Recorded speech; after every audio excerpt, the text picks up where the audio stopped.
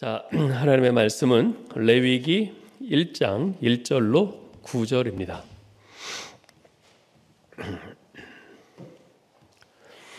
레위기 1장 1절로 9절. 저하고 한 절씩 교독하고 9절은 같이 읽겠습니다. 여호와께서 회막에서 모세를 부르시고 그에게 말씀하여 이르시되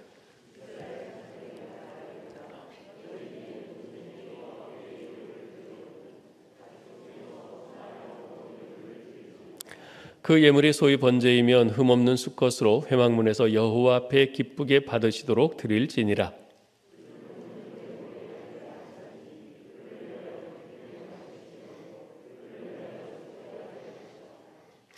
그는 여호와 앞에서 그 수송아지를 잡을 것이요 아론의 자손 제사장들은 그 피를 가져다가 회막문 앞 제단 사방에 뿌릴 것이며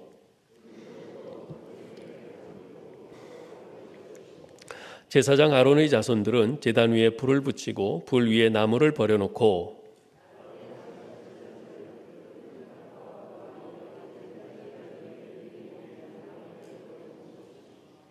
그 내장과 정강이를 물로 씻을 것이요 제사장은 그 전부를 제단 위에서 불살라 번제를 드릴지니 이는 화제라 여호와께 향기로운 냄새니라. 아멘.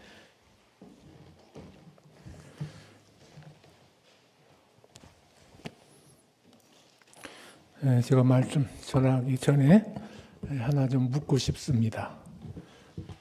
쉽다면 쉽고 어렵다면 어려운데 천국에 가면 예배가 비대면일까요? 대면일까요?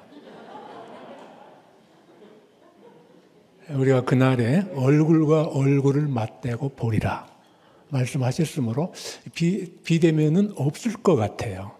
대면 예배로만 드릴 것 같아서 오늘 참 종교개혁 주의를 기해서 이제 비대면 예배로 그 초청도 하고 또 오신 분들 환영하고 이렇게 쭉 천국까지 갈 수 있기를 바랍니다. 오늘 이제 세 번째 제사장에 관해서인데 저는 이제 선지자에 대해서 조금 하여튼 좀 남긴 것이 있죠. 조금 보충하고 그 다음에 선지자에 대해서 말하도록 하겠습니다. 그 선지자의 이제 자격에 대해서 지난주 있으신 분은 좀 찾아보시기를 바라고요. 누가 선지자가 되나 이거죠. 이것은 우리가 그냥 될 만한 사람이 되겠지 하는 것이 아니고 특별히 이제 구약에서 강조되는 것은 하나님의 부르심입니다. 그 사람이 뭐 농부든 그 사람이 목동이든 그 사람이 심지어는 왕족이든 상관없이 하나님이 부르셨는가 아닌가 하는 것이 초점의 대상이 됩니다. 하나님께서 자기 메신저를 택하셨다 하는 것이 얼마나 중요한지 몰라요. 메신저와 메시지, 이게 참 굉장히 중요하죠. 메신저를 신뢰하지 못하면 메시지를 신뢰할 수가 없습니다. 어떤 사람은 메시지를 듣기 싫으면 메신저를 부인하게 되는 것이죠. 하나님께서 구약 선지자들을 택하셨다. 메신저로 택하셨다 하는 것은 하나님께서 말씀뿐만 아니라 말씀을 전하는 사람도 보증하셨다 하는 뜻이고 오늘날 모든 사역의 원리는 이 인격적인 통로로서 부족함이 없는 사람, 통로로서 하나님이 택하셨다. 기계적으로 하는 것이 아니다. 기계적으로 하는 것이 아니다. 제가 아까 비대면 얘기 이렇게 한 것은 그것이 한계가 있고 임시적이지 항구적으로 또 불변적으로 그렇게 할 일은 아니다 하는 것을 이제 말씀을 드린 거고요. 선지자는 하나님의 들은 말씀을 인격적으로 전하게 되죠. 따라서 선지자가 어떤 사람이 되어야 되는가, 선지자의 메시지는 어떠해야 하는가 하는 것이 바로 여기에서 나오는 것이다. 하나님께서 메시지를, 자기 메시지를 자기가 택한 사람에게 맡기셨다 하는 것이 굉장히 중요한 자격이 되고 오늘날도 이제 목사 후보생들 신학교 가고 할 때 소명 문제를 많이 고민하잖아요. 그럴 때 두 가지를 얘기합니다. 첫 번째는 내적 소명이 있느냐 하는 것이죠. 내적 소명. 하나님께서 내 안에 마음으로 하나님께서 나와의 관계 속에서 나를 부르신다라는 그런 소명감이 있느냐 하는 그런 것이고, 다른 하나는 외적 증거입니다.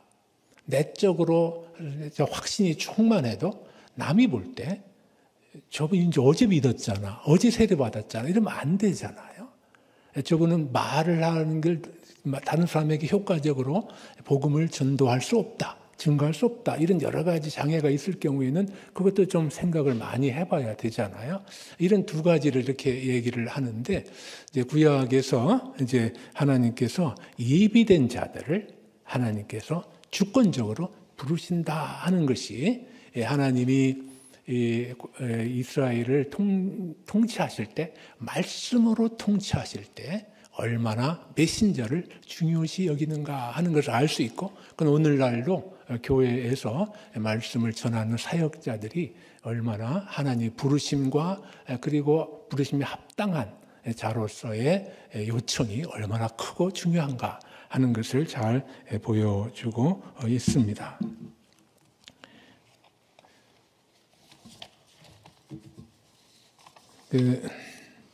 그다음에 나 같은 선지자 하나 있는데, 이것은 이제 일반적으로 계속해서 모세와 같은 선지자가 계속되리라. 하나님께서 말씀의 채널을 끊이지 않으시겠다 하는 그런 약속이 되면서, 이제 더 나아가서는 이것이 그것을 완벽하게 하실 분, 하나님의 그 선지자이신 분, 그분 곧 메시아, 그분이 오실 거다라고 하는 약속이죠. 이건 신약에서 굉장히 중요한 약속이 되고, 예수님이 바로 그 선지자다 하는 말로 계속 이렇게 나타나는 것을 보게 되죠. 그래서 산상수훈에 가면은 예수님이 그 선지자다, 그 권위를 가지고 모세의 율법의 본 뜻을 드러내고, 그것이 이루어야 할 바, 이루실 바, 구원의 완성적 세계를, 이상적 세계를 나타내 보이시는 것을 볼 수가 있습니다.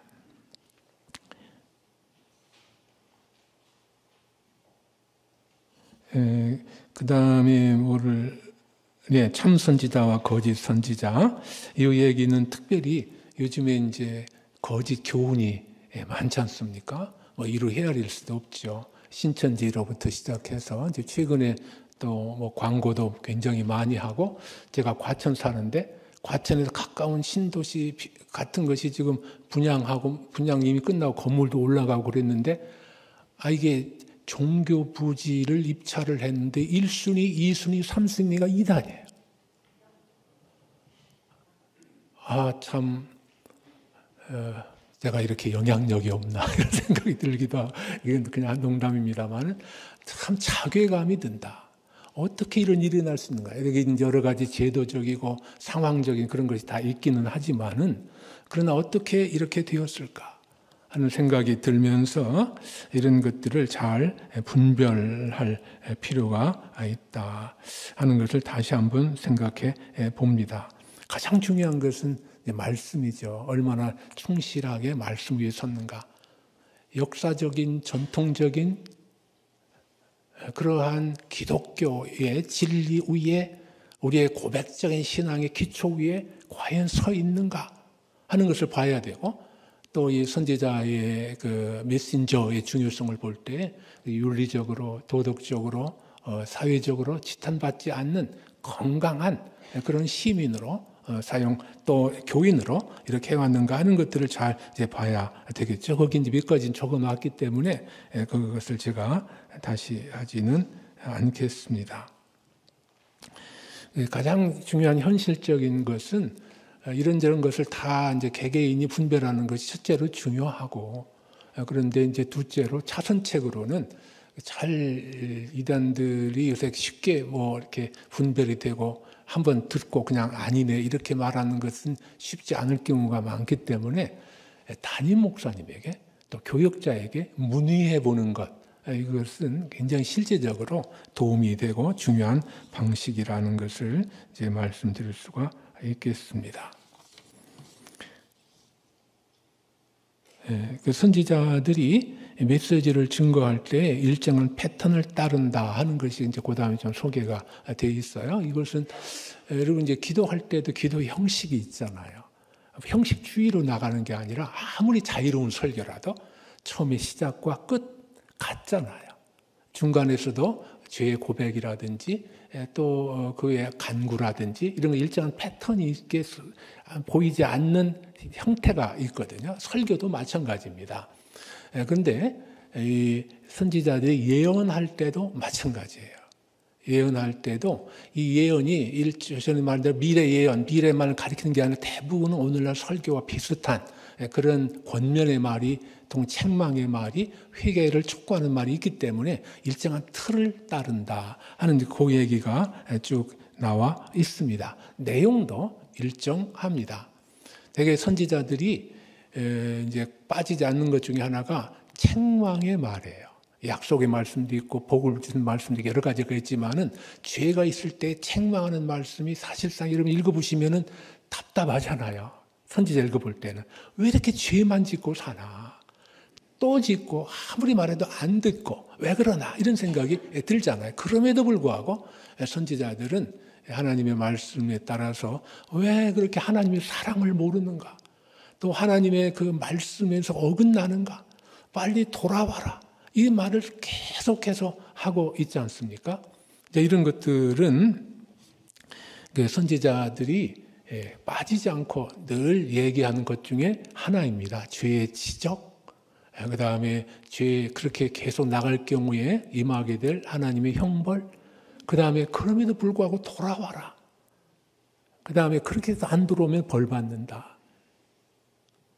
그러나 돌아오면 하나님의 축복이 임할 것이다 하는 그 기본적인 언약의 메시지입니다. 언약의 내용입니다. 그것을 가지고 계속 이렇게 말하기 때문에 선지자들의 별명이 언약의 수호자입니다. 언약의 말씀으로 축복과 저주를 통해서 수호해서 이 언약 위에 나라를 세우는 그 일을 맡아서 하는 사람이 선지자죠. 선지자들입니다. 그 다음에 이제 선지자들의 종교개혁도 관여했다 하는 것인데, 특별히 이제 북쪽 이스라엘에게 두드러져요. 북쪽 이스라엘의 왕들이 제 역할을 하지 못하니까 왕, 제사장, 선지자 이렇게 있는데 왕이 이제 제대로 일을 못하다니 탁한 왕이고 다 일품맞았다고 그러잖아요. 다 과락이에요. 그 다음에 제사장도 북쪽 이스라엘은 좀 사이비적인, 그러니까 우상숭배, 그러니까 그 베델과 단의 금송아지, 그리고 산당, 이것을 기반한 종교 체계거든요. 이 제사장들이 이게 문제가 있습니다.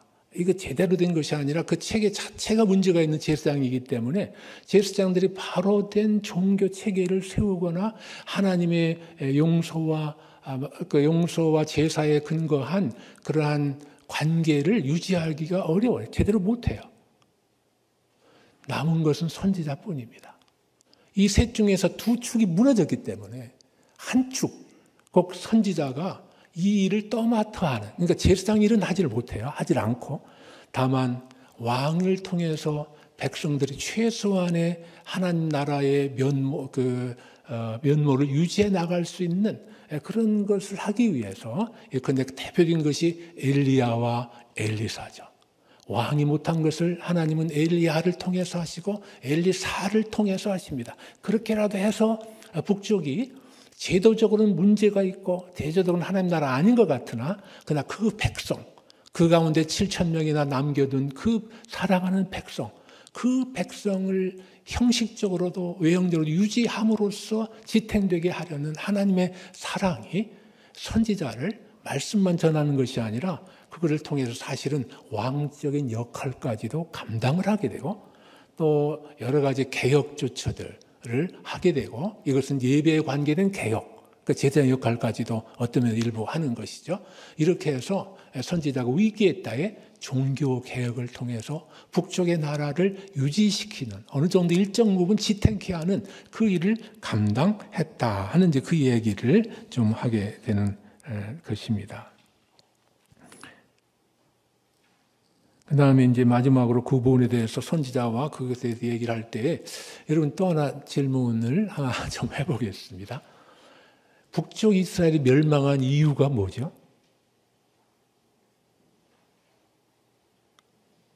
여러분 함정이 있다 이렇게 생각을 하신 것 같아요. 죄 때문이죠, 물론. 그러나 성경을 잘 읽어보면은 17장 열왕기하 17장에 보면은 뭐라고 나왔냐면은 이스라엘 백성이 왜 망했냐? 이스라엘 백성이 하나님의 선지자의 말을 듣지 않음으로. 이 말의 결정적인 것은 제일 마지막 예레미야가 참 뒤에 남쪽 예레미야죠. 북쪽의 선지자들 회개하라는 말을 듣지 아니함으로 그렇게 됐다라고 말하고 있습니다. 죄 때문에 그런 건 맞습니다. 그러나 죄 때문에 그럴지라도 기회가 있어요. 회개하면 돼요. 회개의 기회를 줬어요. 결국 이 참 최후적인 이유가 뭐냐? 그것은 회개의 기회를 차버린 것, 회개하기를 거부한 것, 이것이 멸망의 이유다라고 말씀을 드릴 수가 있겠습니다. 자, 이와 같이 선지자들이 역할이 있었고, 참 하나님께서는 때에 따라서 선지자들을 이제 보내시고, 이 선지자들이 북쪽에서도 활약을 했습니다. 그 하나님 백성이기 때문에 남쪽에서도 물론 활약을 하고 그렇게 했죠. 제가 이 정도로 선지자 얘기는 하고요. 이제 제사장 제가 좀 엄청 많이 이번 간추리다시피 간추리다가 또 간추려서 뼈만 남은 얘기만 하게 되는데, 그래서 여러분 잘 곱씹으시면 뼈는 잘 먹으면은 칼슘도 있고 영양에 좋습니다. 이렇게 이제 제사장에 대해서 말을 좀 얘기를 하도록 하겠습니다. 오늘 이제 종교개혁 주일인데요. 종교개혁에 있어서 가장 영향을 끼친 부분, 그것은 무엇인가? 외형적으로 가장 영향을 끼친 부분은 이 예배에 관한 것이다. 외형적으로 드러나서 보이는 것은. 그 중에 또 하나 참 중요한 핵심은 사제죠. 천주교는. 그리고 목회자의 역할과 이해가 바뀐 것이다. 이것이죠. 그래서 이제 사제들이 사죄권도 있고 또 그를 통해서 회개도 하고 이런 것이 있고 굉장히 의식적인 차원에서 미사를 드리고 하는 이제 그런 역할을 주로 했습니다만은 목사님들은 하나님 말씀, 복음을 대언하는 이런 역할로 많이 하게 되고 그렇게 되죠. 외형적으로 볼 때, 또 제도적으로 볼 때 목사, 사제의 역할이 굉장히 중요한 것이 되게 되는데 그 기초에는 이제 복음의 말씀을 다시 재정립, 재확인한 것에서 찾아볼 수가 있겠습니다. 자, 여기 이제 구약의 제사제도 해서 이제 제사의 요소 해서 여기까지 좀 썼습니다. 예배자가 있어야 예배를 드리죠. 예배자가 없는데 대신 예배를 드릴 수가 없습니다. 하나님 앞에서 인간은 누구도 대신할 수 없기 때문이죠. 누가 예배를 드리냐? 이게 이제 구약에서 보여지는 복음의 큰 요소이죠. 누가 예배를 드리냐? 완전한 자가 예배를 드리냐?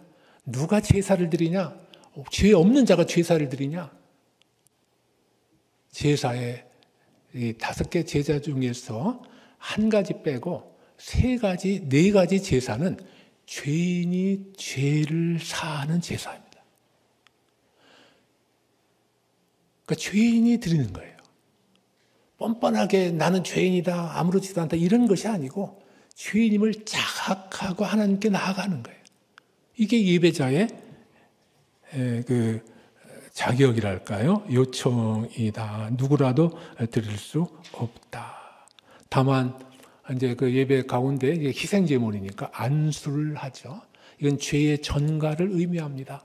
마찬가지입니다. 죄인 예배를 드립니다마는 그래 너 죄인이니까 누구 나와? 그리고 끝 이게 아니라 그 죄를 그리스도께 전가시키는 놀라운 구속의 은총에 순복하고 그 아래 발을 꿇고 하나님 은혜를 받아들이는 이런 것이 당연히 전제가 된다는 의미에서, 그런 의미에서 누가 예배자인가, 누가 예배자의 자격은 무엇인가?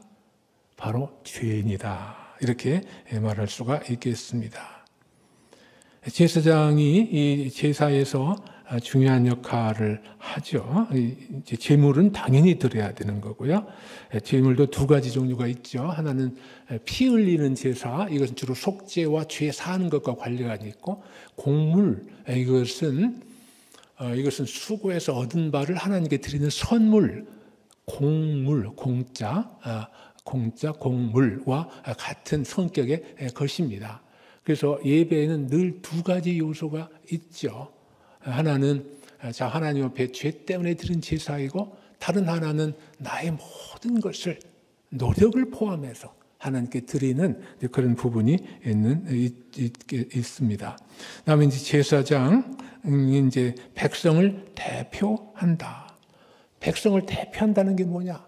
중보자의 역할을 한다, 이 말이죠. 우리를 대표해서 하나님께 나아가는 사람이니까, 물론 재물을 가지고 나아가는 것이죠.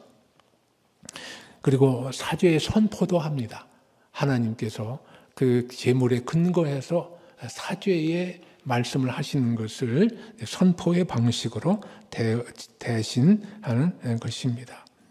근데 여기 이제 이상한 것이 하나 있어요. 이상한 것이라고 해요. 이상한 분을 하나, 하나님입니다. 이거 불경스럽지 않냐? 예배의 요소가 어떻게 하나님이냐?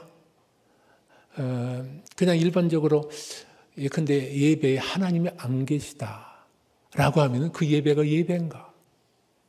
예배는 하나님이 받으셔야 되는데, 따라서 하나님이 임재하셔야 되는데, 하나님이 계시지 않다 하는 것은 예배라고 말할 수 없죠. 이런 의미에서 첫째, 예배에 하나님은 반드시 계셔야 된다, 이 요소란 말을 해서 참으로 죄송한 말씀이지만은 그런 뜻에서 그러한 것이죠. 이제 예배의 참 중요한 부분은, 이게 이제 우리가 이제 예배에 특히 속죄 제사, 일반 제사의 기본적인 의미가 뭐냐 하는 거예요. 이방 제사와 하나님을 믿는 제사를 가르는 가장 중요한 부분이 뭐냐 그러면은, 이방 제사는 모든 종류의 제물은 그 신들의 마음을 살려고 하는 것입니다. 그래서 신들의 마음에 들려고 하는 것입니다. 그래서 그걸 바치는 것이죠. 근데 기독교는 장례적인 식은 그게 아니라 신들의, 그러니까 마음에 들려고 하는 것이죠. 근데 구약에서의 제사는 조금 성격이 다릅니다. 우리가 벌써 제사를 드릴 때에, 제사를 하나님께서 받으시면 우리 마음이 변화되고 우리 마음이 새롭게 되리라, 이렇게 생각을 흔히 합니다만은, 그건 맞는 말입니다만 경험적으로는 맞죠. 그러나 신학적으로는 제사의 근본적인 의미는 뭐냐 그러면, 하나님의 마음이, 죄인에 대한 하나님의 마음이 바뀌는 것입니다. 즉 죄인에 대한 하나님의 진노, 죄인에 대한 하나님의 멸망의 뜻, 죄인이 그 죄 때문에 하나님의 마음과 계획에 가한 손상, 이런 것들을 만족하심으로 말미암아 하나님께 대한 태도를 바뀌는 것입니다. 그래서 멸망시키는 것이 아니라, 멸망해야 마땅한 것이지만, 마땅한 존재이지만은 그런 것이 아니라 용서하시고 의롭다 하시고 받으시는 것, 이것이 제물의 일차적인 목적입니다. 이것이 근본적인 뜻입니다. 근본적인 뜻입니다. 예수님께서 자기 자신을 하나님께 제물로 드렸을 때 첫 번째 가장 중요한 변화는 뭐냐면은, 하나님이 죄에 대한 태도를 바꾸신 것입니다. 그들을 멸하지 않게 하시는 것입니다. 이것이 구약에 특별히 잘 나타납니다. 하나님의 마음이 먼저 변하는 것이에요. 왜 하나님 마음이 변하느냐? 아니, 짐승 이거 가지고 왜 변하느냐? 거기에 대속의 원리가 있고, 거기에 하나님의 완적이 있고, 만족이 있고 거기에 화해의 원리가 있습니다. 하나님은 그렇게 하시기로 허용하셨는데 그 부분 조금 이따가 말씀드리도록 하겠습니다. 자, 그렇게 돼서 이제 하나님은 자기에게만 제물을 드리고 자기만 섬기도록 자기 백성에게 제사 제도를 통해서 규정하셨습니다. 어떤 분은 이렇게 좀 불경하달까? 좀 자유스럽게 이렇게 말합니다. 아니, 어떻게 하나님은 그 인간이 꼭 그렇게 예배를 드려야 되나? 예배 안 드려도 괜찮지 않나? 그냥 좀 자유롭게 내버려두고 이렇게 하면 어떻겠나? 근데 꼭 이렇게 예배를 드리고 옛날에는 안식일마다 절기마다 주일마다 이렇게 예배를 받으셔야만 하라. 그 뭐가 그렇게 그런가? 어떤 더 불경하게 심지어는 그렇게까지 얘기해요. 우리의 찬송과 기도, 예배가 없으면 하나님은 심리적으로 불안정한가?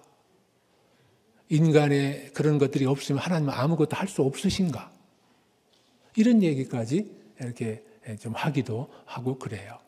참, 그러나 이 질문은 불경하지만은, 그러나 여기에서 우리는 굉장히 기본적인 생각을 가질 수, 기본적인 어떤 원리를 찾아볼 수가 있습니다. 하나님은 어떤 분이신가? 자족적인 분이시다. 의존적인 분이 아니다. 그의 존재와 사역에서 어떤 것에, 심지어는 인간의 어떤 것도 의존하지 않으신다 하는 것이죠. 하나님은 전능하실 뿐만 아니라 삼위로 계셔서 삼위간에 우리가 말할 수 없는 신비로운 영광스러운 교제 가운데 충분히 자족적인 분이시다. 하나님 아버지로부터 성자가 영원히 나시고 또 하나님 아버지로부터 성령이 나시되 또 성자로부터 성령이 나시는, 영원히 나시는 이러한 말할 수 없는 관계 속에서 모든 것은 완벽하고 그 교제는 부족함이 없으며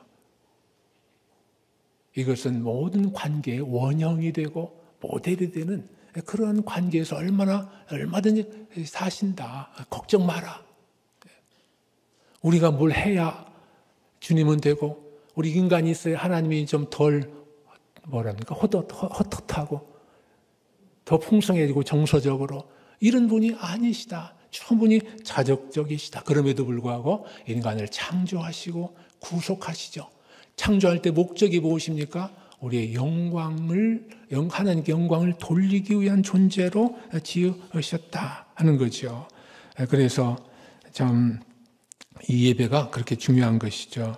창조의 목적, 구속의 목적을 실현하는 것이고 또 그렇게 할 때에 우리의 정체성이 확인되는 것이고 우리 인간 창조의 목적이 실현되는 것이고 그 실현 가운데 우리는 무한한 행복과 하나님과의 완전한 관계 속에 들어가게 된다 하는 것을 볼 수 있죠. 어떤 분은 말합니다. 늘 찬송하면서 천국 가면 늘 찬송한다는데 늘 예배만 드린다는데 이거 어떻게 하면 좋나? 오늘 뭐 한 1시간 반 길어야 그것도 쉽지 않은데 이런 생각 혹시 할 수 있을지 모르겠어요. 여기 분은 그런 분 한 분도 안 계시겠지만은 근데 이제 사실 이제 이 찬송한다, 예배한다 하는 것이 얼마나 영광스러우냐면 사실은 그것보다 더해요. 천국을 예배로 보는 거거든요. 천국의 생활을 하나님을 섬기는 예배의 관점에서 보는 거거든요. 그것은 뭘 시간을 들여서 뭘 하고 그러니까는 이거 힘들다, 뭐하다 이런 것이 아니고 그것은 곧 천국 생활을 예배로 본다는 의미에서 예배가 얼마나 참 중요하고 하나님과의 관계의 정점이고 그것의 연속이 곧 천국인 이런 것으로 표현한다는 점에서 매우 중요한 것입니다. 어떤 분은 예배만 드리기도 그렇고 참 심심할 텐데 뭐하냐 이렇게 이야기하는 분도 있는데 전혀 그렇지를 않죠. 전 요새 좀 최근에 그런 생각을 해요. 제가 이제 좀 시간이 있을 때는 생각하는 것이 뭐냐 그러면 영원이 뭔가, 무한이 뭔가, 우주의 끝은 뭔가, 이제 그렇게 해서 우주론에 대해서 관심이 있어요. 그러면 이제 거꾸로 제일 작은 건 뭔가? 분자인가, 원자인가, 입자, 전자인가, 양자인가, 힉스 입자냐, 뭐 이런 식으로 해서 좀 관심이 좀 있어요.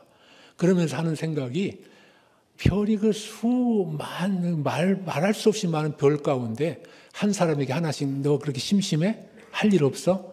그럼 내가 별 하나 줄 테니까 가서 네가 가서 개간하고 가꾸고 거기서 좀 잘 좀 살아봐 라고 한다면 아마도 얼마나 오랫동안 얼마나 많은 일이 필요할지 모르겠다 하는 생각을 혼자 그냥 엉터리로 해보면서 아유 이거 참 무슨 일부터 시작할까, 어떻게 곡식을 키우고 어떻게 할까, 이런 생각, 쓸데없는 생각을 하게 돼요. 그런데 그런 생각할 필요가 없는 것이 예배와 찬송이라고 대표된 이 삶은 천국의 모든 정화, 천국적 삶의 정화를 표현한 말이다. 이렇게 볼 수가 있을 것입니다.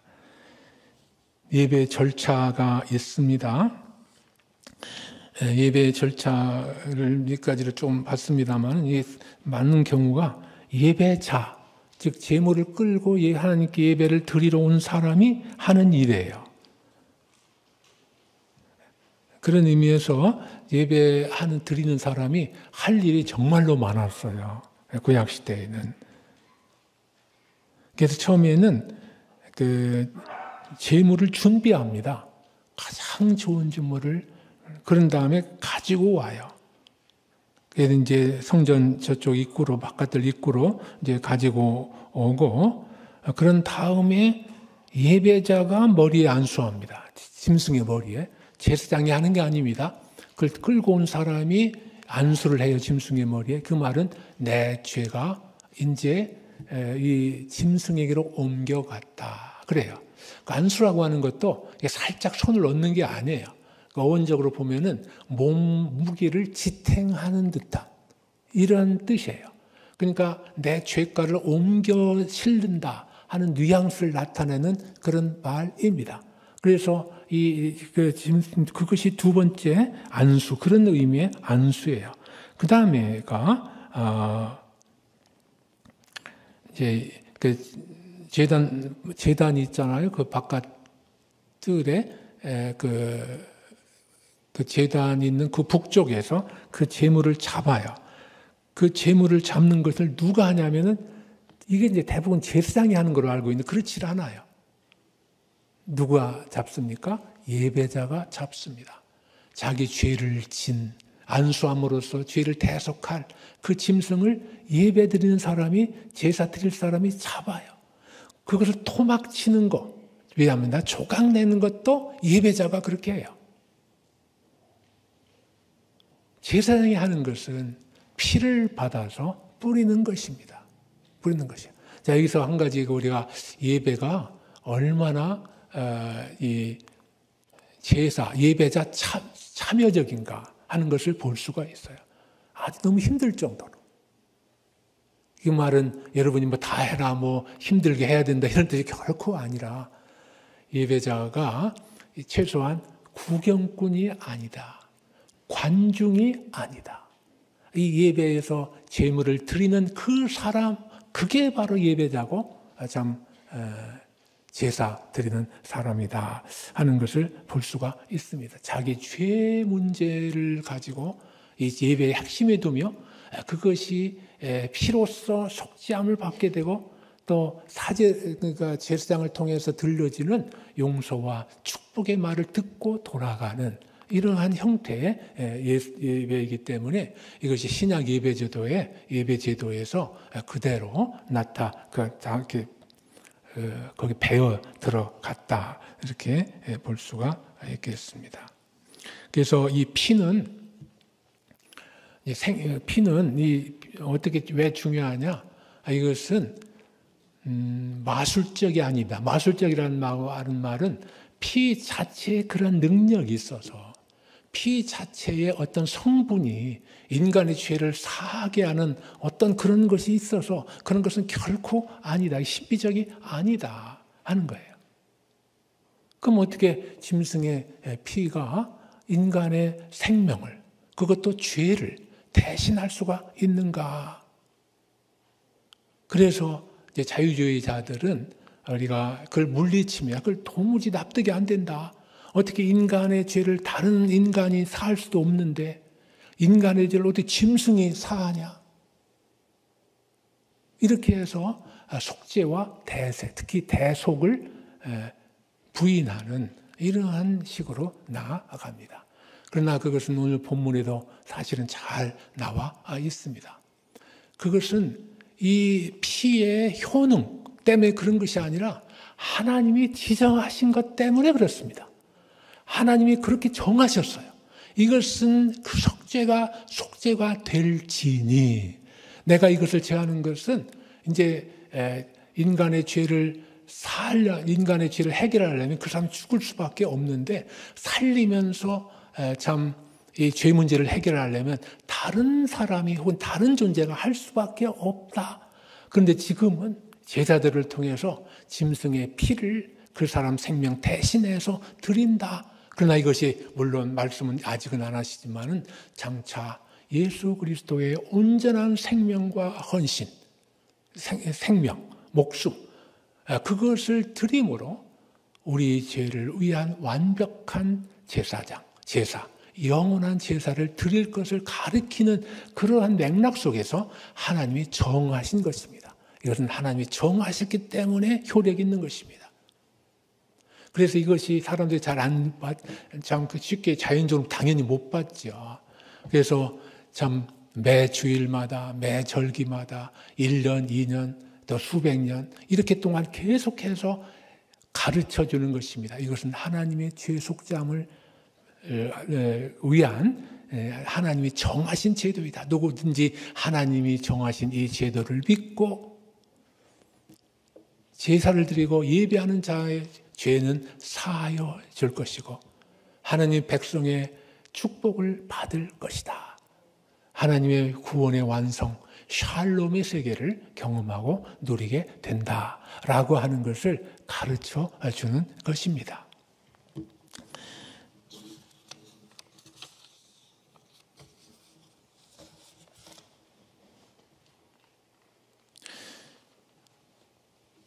제사장이 1 해서 이제 몇 가지를 좀 썼는데요. 제사장은 먼저 거룩과 정결을 유지해야 된다. 이건 자신의 거룩과 정결, 그리고 공동체, 말하자면 교회의, 구약교회의 거룩과 정결을 이렇게 해야 된다 하는 것이죠. 이것에 이제 배경되는 근본적인 진리가 있어요. 왜 성도가 또 특히 제사장이 성결과 정결 이거를 유지해야 되냐? 그 배후에는 하나님의 거룩성이 있습니다.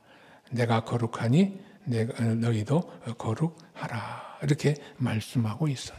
그것 때문에 그러합니다. 이 이제 거룩이라고 하는 것은 소위 말해서 비공유적 속성 가운데 하나예요. 이것은 하나님이 거룩하신데 너희도 거룩하라 이렇게 하셨기 때문에 공유될 수 있는, 우리도 거룩할 수 있는 그러한 속성, 그러니까 성격입니다. 그래서 공유적 속성이라고 그래요.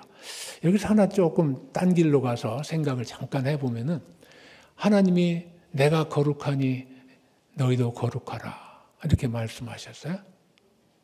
왜? 하나님은 거룩하신 분만이 아니라 전능하시잖아요. 그러면은 내가 전능하니 너희도 전능하라 말씀 안 하셨을까요? 그러니까 비공유적, 나는 함께 할 수 없는 그런 것이긴 해요. 근데 여기서 정말 큰 은혜가 있다, 전 생각을 합니다. 내가 전능할 필요가 없다. 전능할 수도 없다. 내가 할 수 있는 것은 거룩하라는 뜻에 따라서 살아가는 것이고 나타내는 것이다. 그게 바로 뭐냐면은 성결해요. 정결해요. 그것을 제사장에게 백성에게 요청하는 것입니다. 이런 생각까지도 해볼 수 있습니다. 내가 전능해라 하지 않았다는 것이 얼마나 큰 은혜인가. 근데 때때로 나 자신을 봐도 뭔가 완벽하게 전능한 사람처럼 하고 싶은 욕망이 있고 그게 못 미친다 하면은 너무 좀 이렇게 부족한 느낌이 들고 그렇습니다. 다른 사람에게도 전능을 요구하는 것 같은 태도를 나도 발견을 해요. 왜 저걸 저렇게 못하고 저렇게밖에 못할까? 왜 좀 더 잘할 수 없을까? 이거 가지고 가차없는 비난을 가할 때도 있습니다. 뭐 그것은 요구할 수 있다 이해가 되고 또 그렇습니다만은 근데 한번 잘 거룩과의 관계 속에서 생각하게 되면은 잘못하다가 우리는 거룩보다도 전능을 능력을 더 추구하지 않는가? 거룩한 사람보다는 소위 능력 있다는 사람을 더 높이 이렇게 해서 추구하지 않는가? 우리는 과연 무엇을 앞에다 놓는가? 능력을 거룩 앞에다 놓는가? 거룩을 능력 앞에다 놓는가? 성경은 분명히 능력 앞에 거룩을 놓는다. 이것이 성경의 뜻이고 또 오늘 본문이나 이런 곳에 나타난 뜻이라고 봅니다. 하나님께서는 먼저 거룩하시다. 이것이 B.I. 패커가 말할 때 하나님의 가장 근본적인 성품이 뭐냐? 거룩이라고 그렇게 말합니다. 사랑이 아니다. 물론 사랑이 너무 중요하지만은 거룩을 넘어설 수 없는 여러 가지 얘기들을 하게 되는데 어쨌든 거룩이 따라서 우리도 이 성결, 하나님 앞에서 정결한 삶, 이것은 구약시대의 백성과 제사장들만이 아니라 오늘날도 마찬가지다. 이 신약도 계속 복음을 전한 다음에 구원받는 백성에게 어떻게 살아야 한다 하는 것을 말하는데 살아야 한다, 어떻게 살아야 된다 하는 말 그 자체의 요체가 성결한 삶이고 거룩한 삶이죠. 백성다운 삶이죠. 같은 뜻에서 이렇게 신약과 구약이 같은 요청을 하고 있다고 볼 수가 있겠습니다.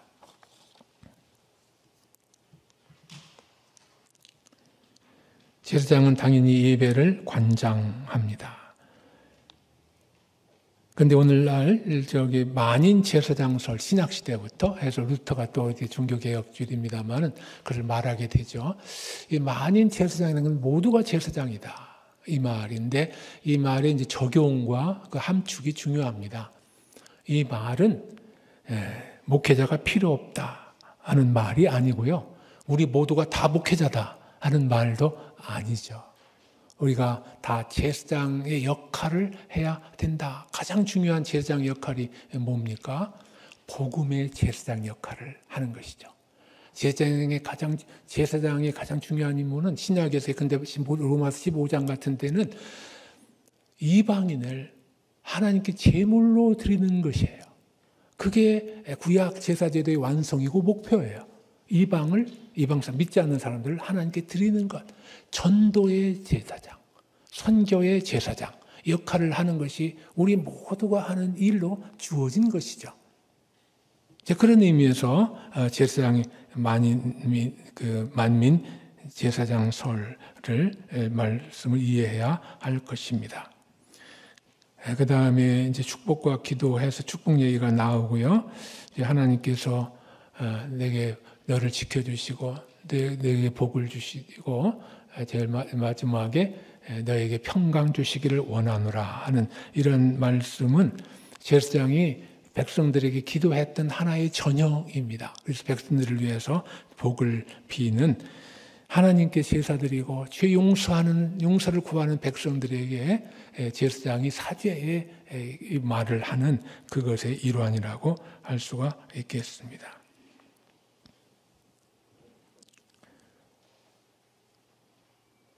그 다음에 이제 여러 가지 선지자 제사장이 하는 일에 대해서 말씀을 드렸고요.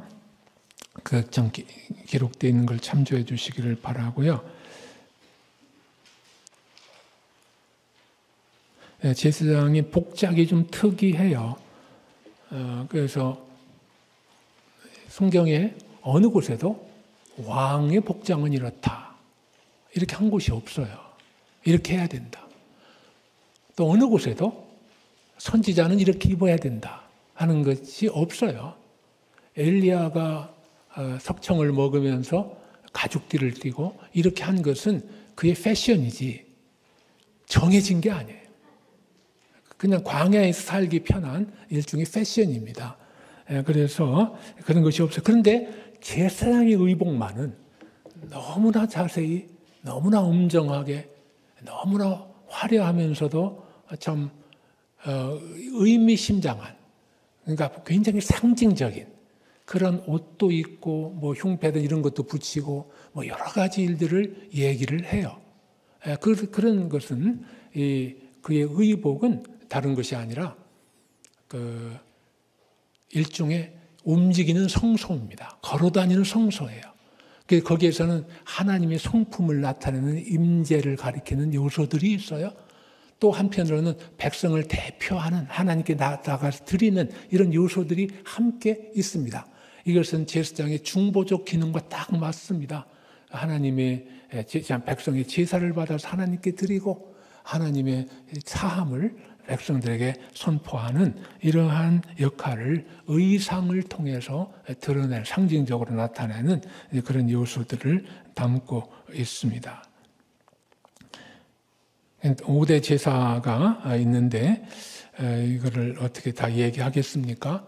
여러분이 뭐 5가지 종류는 다 아실 것인데 제가 한 가지만 좀 먼저 말씀을 드리면 우리나라도 전통적으로 제사가 있지 않습니까? 저도 어렸을 때부터 제사를 많이 지냈어요. 죄송한 얘기인데 대학교 3학년 때 믿기 전까지 계속 지내서 지금도 충문의 내용이며 이 산의 배치며 여러 가지를 거의 다 기억을 합니다. 근데 이제 제가 판단하기에 이 제사의 가장 기본적인 개념은 뭐냐? 그럼 초혼이에요. 조상신을 모셔서 오시라고 하고, 그 다음에 음식 대접을 잘 한 다음에 마치게 되는 초혼이에요. 그러니까 음식을 대접하는 거예요. 음식을 대접하는 거예요. 이것이 그 기본적인 모든 절차나 의식의 정신이다. 이런 생각을 듭니다만은 말은 같은 제사지만은 구약의 제사는 전혀 다르죠. 그래서 거기에 대해서 몇 가지 지금 이제 얘기를 했죠. 그래서 하나님이 구약에서 말하는 제사는 뭐냐? 예배다. 하나님께 드리는 예배다. 그 다음에 두 번째는 뭐냐? 이것은 이게 참 하나님께 자신을 드리는 희생을 의미한다. 그 다음에 세 번째는 뭐냐 그러면은 이 제사의 여러 가지 가운데 예를 들어 향도 제사의 한 큰 중요한 부분이에요. 이런 것들은 기도까지도 나타낸다. 그 다음에 이것은 아까 제사장 할 때 말씀을 잠깐 드렸습니다마는 백성들을 하나님께 드리는 전도, 선교적 의미도 있다. 이렇게 얘기해서 제사장의 나라, 이스라엘은 하나님 백성 전체가 하나님 이방을 사람들을 하나님께 드리는 그런 역할을 한다 하는 이런 측면에서 마지막으로는 제사는 하나님께 가져야 될 태도의 중심, 즉 경건을 나타낸다. 이렇게 이제 차이점을 볼 수가 있겠습니다. 번제부터 해서 쭉 나오는데요. 여러분 많이 아시고 거기 잘막하게 조금 말씀을 드렸습니다. 번제가 일반적으로 이제 헌신을 먼저 생각을 하게 돼요. 내 몸, 이 몸 한 몸 불살라서 하나님께 드린다. 이런 생각으로 헌신 이렇게 말하는데 성경이 말하는 것은 속죄가 먼저입니다. 헌신도 또 있긴 해요. 그러나 속죄, 번제가 속죄를 의미한다 하는 것. 그 다음에 순종과 감사, 전적 헌신 이런 것들을 의미한다. 하나님의 받으심 이런 것들. 그 다음에 소재,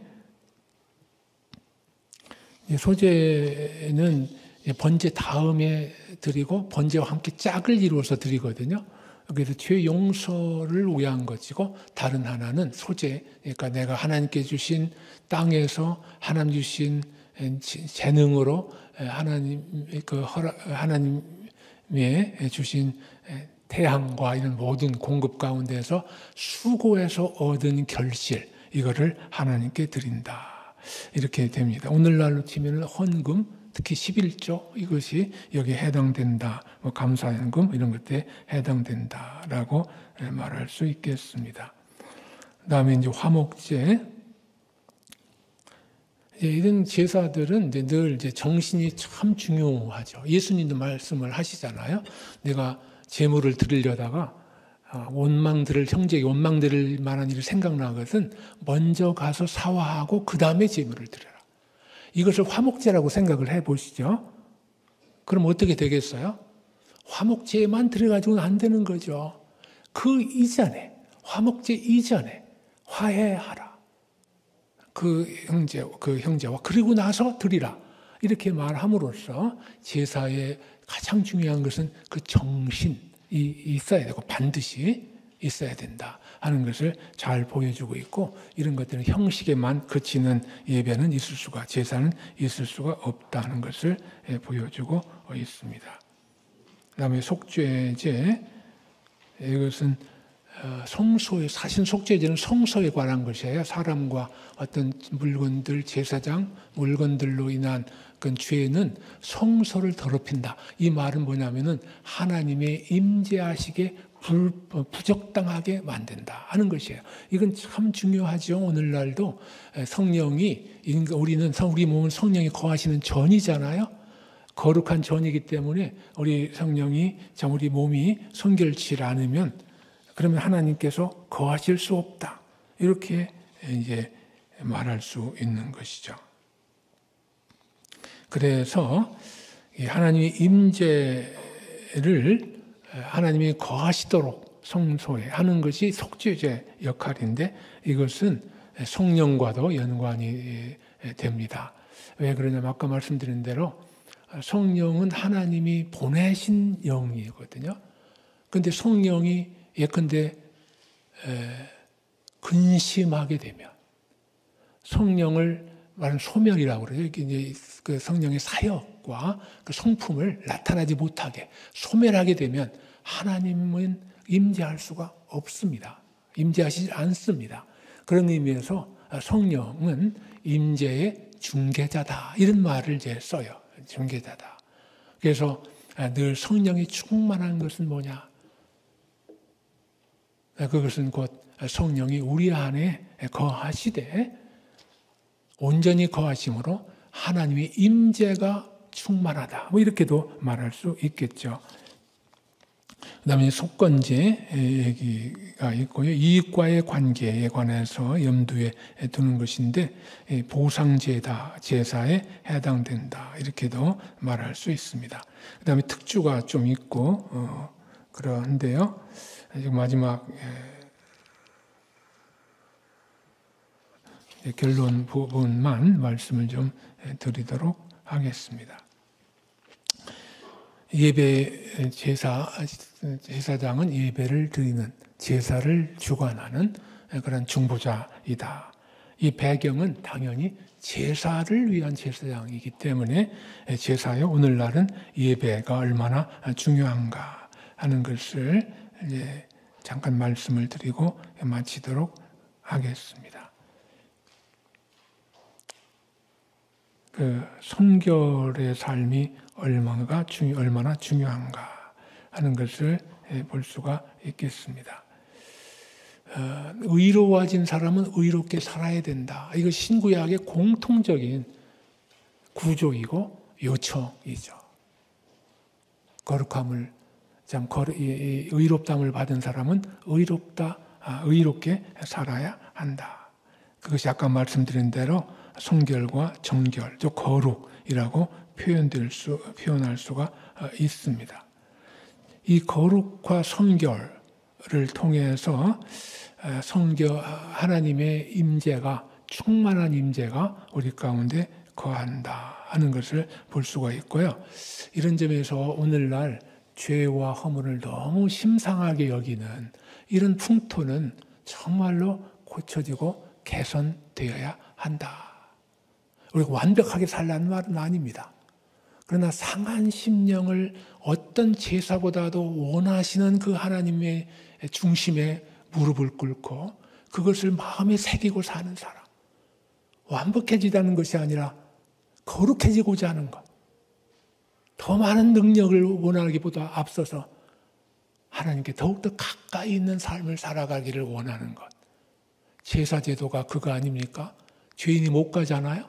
하나님 정하신 방법으로 하나님께 나아갈 수 있다는 거거든요.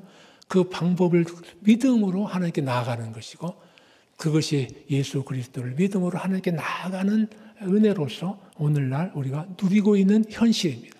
이 놀라운 현실, 이것을 가지고 살아가야 된다. 죄송한 말이지만은 제가 좀 이렇게 몸과 건강과 이런 것들을 위해서 산책을 하고, 근데 요새는 산에 안 가요. 아파트 안에서 주로 하고 햇빛 쪽이고 그렇게 하는데 어떤 날은 너무 기쁘고 감사해서 눈물이 나와요. 하나님 임재가 잡히는 것 같고 하나님 말씀이 귀에 들리는 것 같이 내가 심의주의를 말하는 것이 아니라 너무 감사해요. 이 시간과 이 공간, 이 자연과 우주 속에서 하나님께서 나를 만드시고 부르시고 여기까지 인도하셨다 생각을 하면서 꽃 하나가 더욱더 새롭고 또 지는 노을이 그렇게 아름답고 이런 모든, 심지어는 공기의 신선함 가운데서 하나님의 사랑과 등에 쪼이는 햇빛 가운데에서 하나님의 어루만짐을 느끼는 듯한 이런 것 가운데 얼마나 감사한지 모르겠어요. 그렇지 않을 때도 많이 있지만은, 그러나 그런 것을 느낄 때가 꽤 있습니다. 그런 측면에서 우리가 예배가 하나님의 임재를 민감하게 이렇게 받고 하나님의 그것을 인정하고 감사하는 그런 임재 가운데서 사는 것이 참 중요하다. 하나님께서는 불가능한 일을 제사를 통해서 이루셨고 그리스도를 통해서 이루셨다 하는 이야기죠. 그런 의미에서 우리는 하나님의 임재에 이런 말을 사실 오늘 좀 오늘 아침에 생각이 났어요. 하나님의 임재에 최적화가 되어 있어야 된다. 최적화가 되어. 하나님이 언제나 임재하시고 우리 가운데 당신의 충만한 영광을 나타내시고 성품을 나타내시고 당신의 일을 하시도록 그렇게 최적화가 되도록 힘써야 되겠다 하는 생각을 이제 갖게 됩니다. 이렇게 거룩한 놀라운 예배는 저는 이제 이런 생각을 하게 돼요. 확신을 가져다 준다. 이 예배는, 이런 예배는 우리 성도에게 말할 수 없는 확신을 가져가 준다. R.C. 스프롤은 이런 말을 했습니다만은 확신, 다른 말로 했는데 일단 확신, 내 두 기둥이 있다. 하나님은 살아계신다 하는 것이고 다른 하나는 성경은 하나님의 말씀이다 하는 기둥이다 하는 거예요. 이 기둥이 있으면, 이 기둥이 확실하면 언제라도 확신 가운데 거할 수 있다. 저는 이 말을 듣고 생각해 보았습니다. 예배만큼, 살아계신 하나님을 예배하는 예배만큼 그렇게 살아계신 하나님을 체험할 수가 있는가?